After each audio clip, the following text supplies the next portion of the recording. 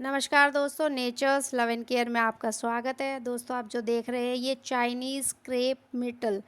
इसको Chinese crepe मिर्टल इसलिए कहा जाता है दोस्तों, क्योंकि इसका जो ओरिजिनेशन है, ये जो ओरिजिनेट हुआ है ये चाइना में हुआ है। बाद में ये वर्ल्ड में हर जगह इसको इंट्रोड्यूस कर दिया गया था।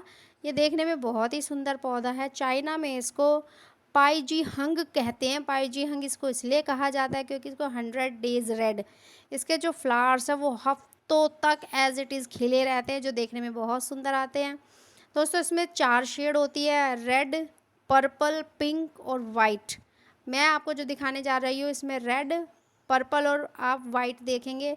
बिल्कुल ऐसा लगता है जैसे पौधे के ऊपर बर्फ़ को इकट्ठा करके रख दिया हो, या जैसे होली के रंगों के जो आप कहते हैं कि हर्बल होली खेलते हैं, जैसे रंग बिरंगे फूलों को इकट्ठा करके पेड़ के ऊपर रख दिया हो, इसका लुक वैसे आता है। इसके जो फ्लावर्स होते हैं क्रेप लाइक होते हैं, और इसी वजह से ये फेमस है।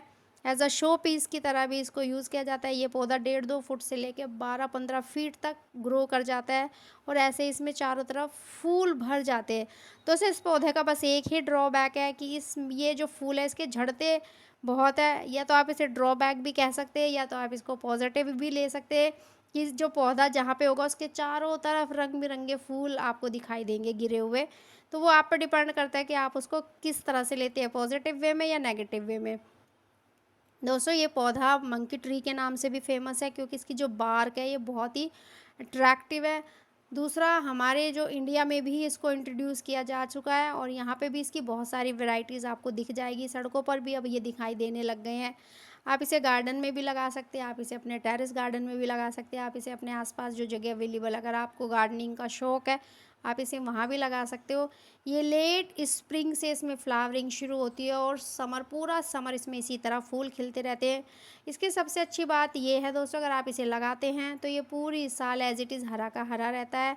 ये सूखता नहीं है। जो सीज़न वाले पौधे होते हैं वो सूख जाते हैं, जैसे गर्मी का पौधा सर्दी में सूख गया, सर्दी का पौधा गर्मी में सूख गया, बट ये पूरी साल हरा भरा रहता है।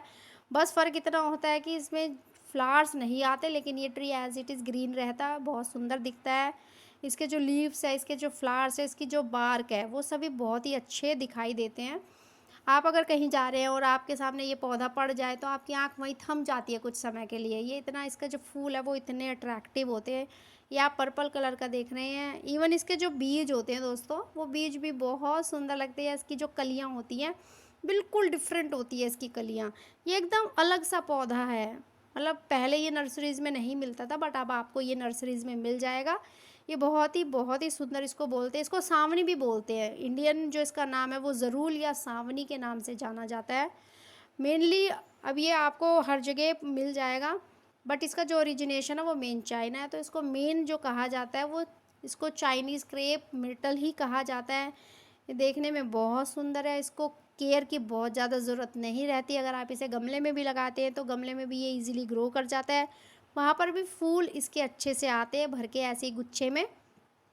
आपको एक बड़ा सा गमला लेना है, जैसे जनरली हम थोड़ा बड़ा गमला लेते ही हैं। उसके बाद इसको लगा लीजिएगा, और डेली अपने घर में जो आप खाद अपने घर में जो खाद बना सकते हैं, जो होम मेड फर्टिलाइज़र, जो मैं आपको हमेशा बताती रहती हूँ, केले के छिलके, प्याज के छिलके, और जो चाय पत्ती बनने के बाद बच जाती है उसको धोने के बाद अच्छे से लिक्विड फर्टिलाइज़र बना लीजिए दोस्तों। एक सिंपल सा 1-2 लीटर का डब्बा ले लीजिए, उसमें डेली का अपना केले के छिलके, प्याज के छिलके, जो चाय पत्ती धो के उसको डाल लीजिए, और अगले दिन मतलब एक रात उसको आप ऐसे भिगो के रखिए, और अगले दिन अपने पौधों को दे लीजिए। ये आपको सिर्फ हफ्ते में करना, और फिर आप देखिए दोस्तों, इसी तरह से आपके पौधों पर भी फूलों की कोई कमी नहीं रहेगी।